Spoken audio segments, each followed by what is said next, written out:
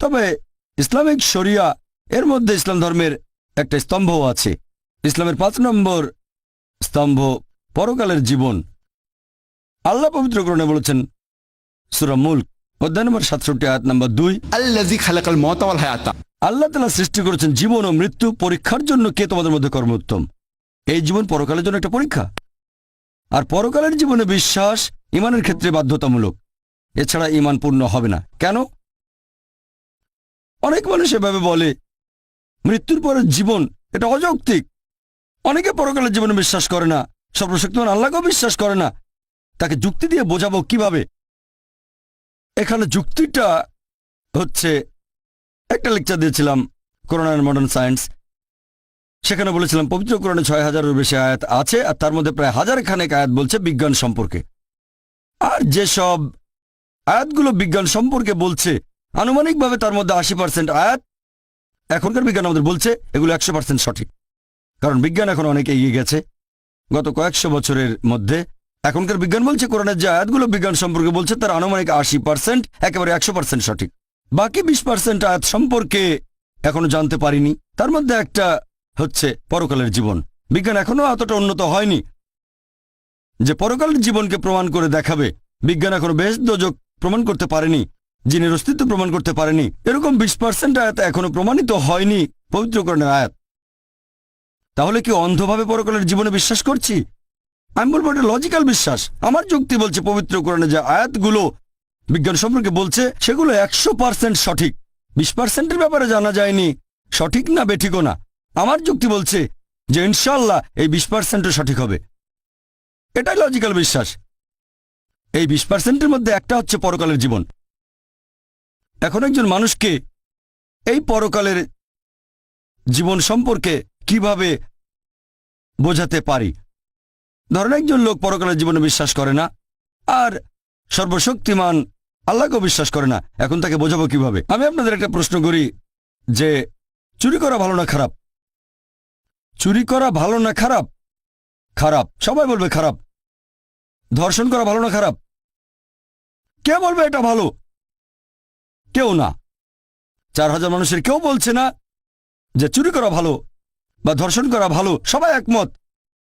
আচ্ছা, এবার একটা উদাহরণ দেই। ধরেন আমি একজন স্মাগলার। ধরে নেন আমি স্মাগলার, অনেক ক্ষমতাবান স্মাগলার, আর আমি চোর, পৃথিবীর মধ্যে 1 নাম্বার, সবার সেরা। আর ধরেন আপনারা কেউ পরকালের জীবনে বিশ্বাস করেন না, আল্লাহকে বিশ্বাস করেন না। তাহলে আপনারা আল্লাহকে বিশ্বাস করেন না, পরকালের জীবনে বিশ্বাস করেন না, আর আমি একজন স্মাগলার, সেরা স্মাগলার, খুব বুদ্ধিমান, সবসময় যুক্তি খাটিয়ে কাজ করি। আমি আপনাদের বলছি যে চুরি করা ভালো। আমি বলছি চুরি করা ভালো। আমি সবসময় যুক্তি মেনে চলি, সবসময় বিজ্ঞান মেনে চলি। আমি আপনাদের প্রশ্ন করছি, একটু আগে আপনারা সবাই বললেন যে চুরি করা খারাপ, চুরি করা খারাপ। এখন আপনারা অন্তত একটা লজিক্যাল কারণ আমাকে দেখান যে চুরি করা কেন খারাপ আর আমি কেন বন্ধ করব। আমি খুব লজিক্যাল মানুষ, আমি অনেক বুদ্ধিমান, আমি বিজ্ঞান মেনে চলি। এখন আমাকে অন্তত একটা বৈজ্ঞানিক কারণ দেখান যে চুরি করা খারাপ কেন, তাহলে আমি চুরি করা বন্ধ করব। কেউ কেউ আমাকে মাত্র একটা কারণে দেখাতে পারবেন? অন্যের অধিকার কেড়ে নিচ্ছেন। আপনি অন্যের অধিকার কেড়ে নিচ্ছেন। মেনে নিলাম যে আমি অন্যের অধিকার কেড়ে নিচ্ছি। আমি হয়তো কারো 1000 টাকা চুরি করছি, তার অধিকার কেড়ে নিচ্ছি। এটা তার জন্য খারাপ, আমার জন্য না। আমি বলছি যুক্তি দিয়ে বোঝান যে এটা আমার জন্য খারাপ কেন। যদি কারো কাছ থেকে 1000 টাকা চুরি করি তাহলে ভালো হোটেলে খাওয়া দাওয়া করতে পারবো, 5 স্টার হোটেলে যেতে পারবো, সিনেমা দেখবো, এতে আমার উপকার হবে। আপনারা আমাকে যুক্তি দেখান যে এটা আমার জন্য কেন খারাপ হবে। যার চুরি যাচ্ছে তার জন্য এটা খারাপ। পুলিশ শাস্তি দেবে। আরেক ভাই বললেন পুলিশ আমাকে শাস্তি দিতে পারে, পুলিশ আমাকে অ্যারেস্ট করবে। ভাই, পুলিশ তো আমার পকেটে আছে, মন্ত্রী মিনিস্টার আমার পকেটে। বলছি তো আমি হচ্ছি সেরা স্মাগলার, পৃথিবীর মধ্যে 1 নাম্বার। আপনি ছোটখাটো চোর, তাই চুরি করলে ধরা পড়ে যাবেন।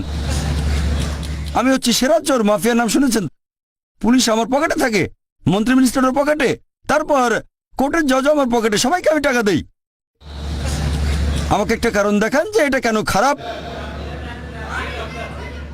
হ্যাঁ, মনে রাখবেন প্রথমেই বলেছি যে ধরে নেবেন আপনারা হলেন সেই সব মানুষ যারা আল্লাহকে বিশ্বাস করে না, পরকালে বিশ্বাস করে না, আর আমি স্মাগলার। এখন আপনারা আমাকে বোঝাবেন যে চুরি করা খারাপ, মাত্র একটা লজিক্যাল কারণ দেখান। এটা তো হারাম, চুরি করা হারাম কাজ। হারাম? হ্যাঁ হারাম আপনার কাছে, আপনি চুরি করবেন না, কিন্তু আমার কাছে তো হারাম না। আপনার কাছে হারাম হলে, নিষিদ্ধ হলে আপনি চুরি করবেন না। কে আপনাকে চুরি করতে বলছে? আমি বলছি আমাকে প্রমাণ দেখান। আমি খুব লজিক্যাল মানুষ, মাত্র একটা লজিক্যাল কারণ দেখান যে এটা কেন খারাপ, তাহলে আমি আর চুরি করবো না। মাত্র একটা, দুটো লাগবে না, মাত্র একটা কারণ দেখান। একদিন আপনারও চুরি যাবে। একদিন আমারও চুরি যাবে? খুব ভালো ভাই, খুব বুদ্ধিমান, অন্য কেউ চুরি করবে। ভাই বলেছি তো আমি 1 নম্বর মাফিয়া। আমার 100 জন বডিগার্ড, 100 জন বডিগার্ড স্টেজের পেছনে আছে, সবার কাছে AK-56 রাইফেল। ছোটখাটো চোরের বাসায় চুরি হতে পারে, আমি তো পৃথিবীর 1 নাম্বার। আমার সঙ্গে বডিগার্ড থাকে, এখানে চোর আসবে না। আপনি তো আপনার সব সম্পদ নিয়েই মারা যাবেন, কোনো লাভ হবে না। কি বললেন? সব সম্পদ নিয়েই মারা যাবেন। কি নিয়ে মারা যাব? সব সম্পদ নিয়ে। সব সম্পদ নিয়ে মারা যাব? আমরা সবাই মারা যাব, এতে সমস্যা কি? সবাই তো মারা যাব, আপনি মরবেন না? মারা যাওয়ার আগে জীবনটা উপভোগ করব। আপনি মারা যাবেন, আমিও মারা যাব, তবে মারা যাওয়ার আগে আমি থাকবো 5 স্টার হোটেলে, আমি অনেক ভালো খাবার খাবো। সমস্যা কি? আমরা তো সবাই মারা যাব। আপনার বিবেক বাধা দেবে। আমার বিবেক এখানে বাধা দেবে? ভাই বিবেক এখানে কোনো ঝামেলা করবে না। আমি খুব লজিক্যাল মানুষ, আপনার বিবেক বলছে তাই আপনি চুরি করবেন না। আমি খুব লজিক্যাল মানুষ, আমার বিবেক কখনো বাধা দেয় না। আমি আপনাদের বলছি আমাকে একটা লজিক্যাল কারণ দেখান। আপনার বিবেক যদি বলে খারাপ কাজ, আপনি চুরি করবেন না। আমি তো বলছি এটা ভালো, চুরি করলে আমার উপকার হবে, জীবন উপভোগ করতে পারবো, তাহলে কেন খারাপ? এটা তো ভালো।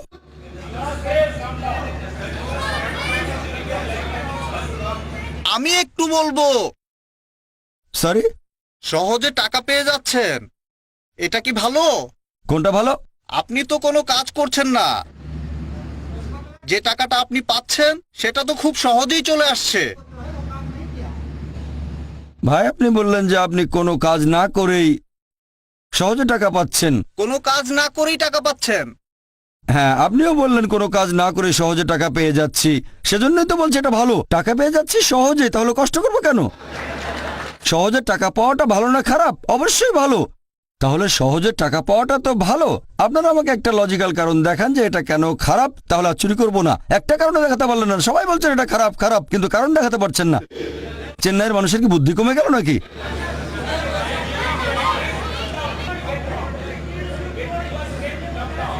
সরি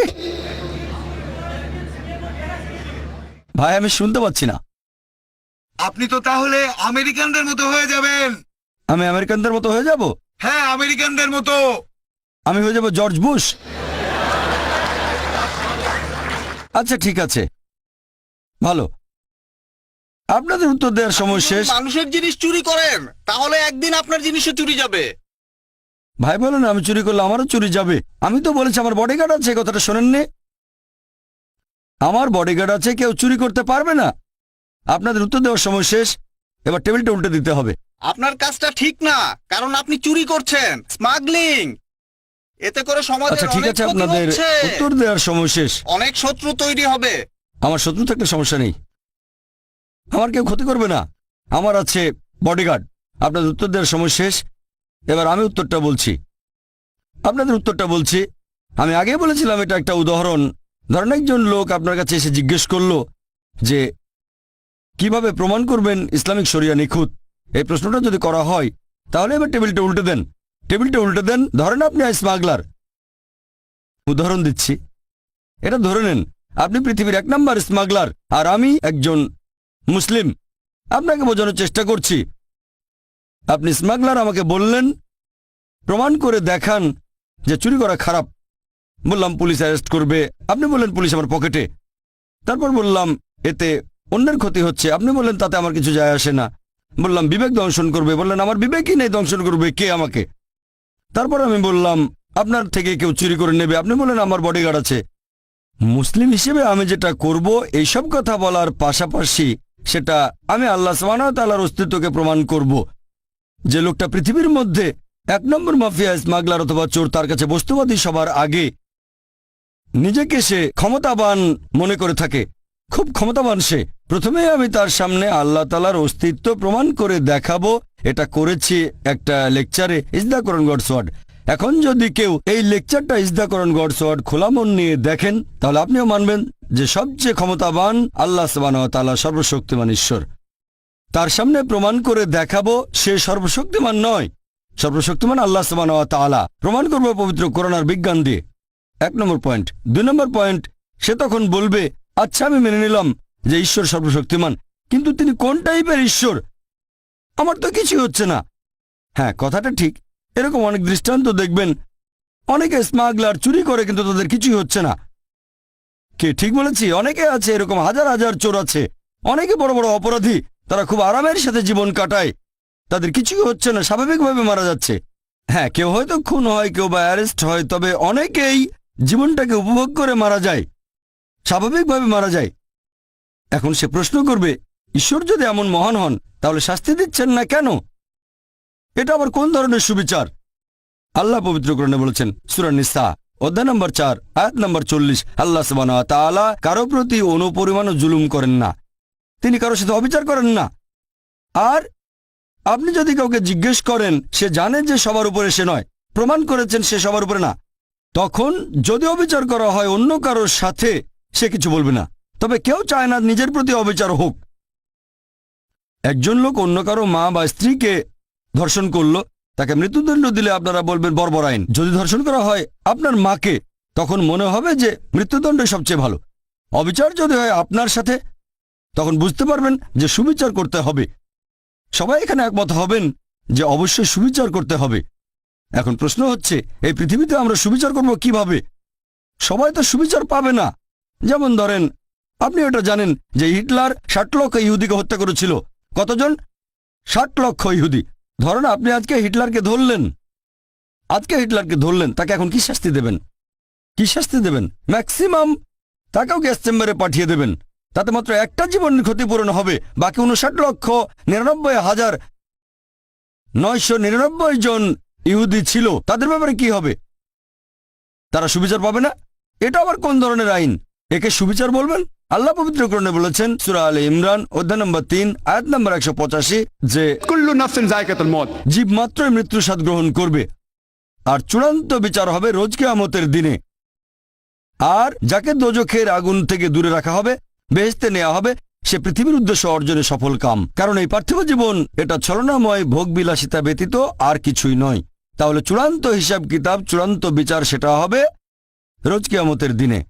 সেটাই হচ্ছে চূড়ান্ত হিসাব কিতাব। তাহলে যেভাবে একজন মাফিয়াকে বাধা দেবেন, কেউ তার ক্ষতি করতে পারবে না, মন্ত্রী মিনিস্টার পকেটে, জজ তার পকেটে, পুলিশ তার পকেটে, সেটা হচ্ছে আখিরাতের জীবনের শাস্তি।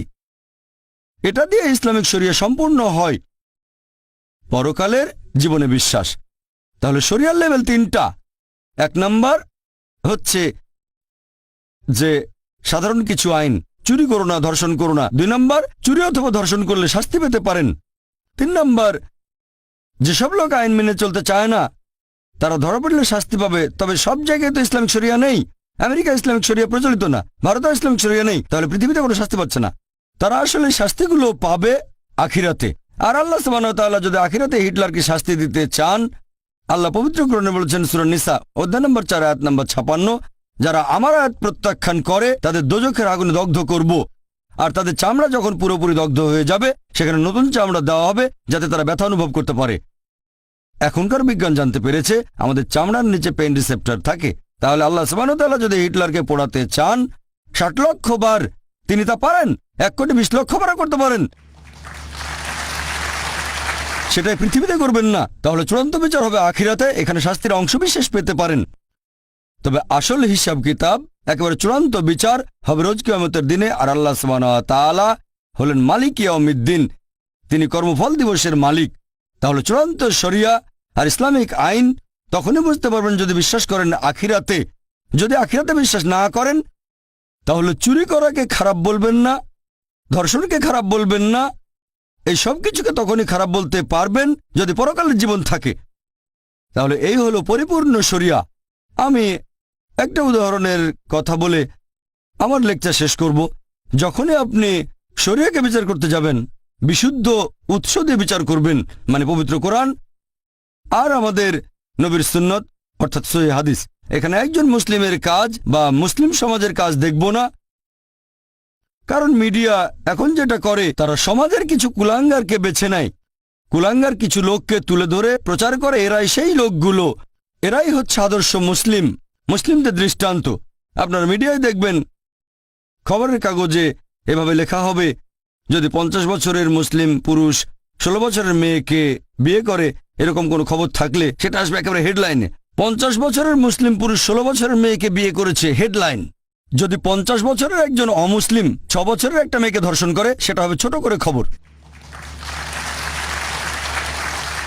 এক পাশে মিডিয়া এটা করছে। আমি জানি প্রত্যেক সম্প্রদায়ের ভেতরেই কিছু কুলাঙ্গার থাকে, কিছু লোক নিজেদের মুসলিম বলে কিন্তু শরিয়া মেনে চলে না।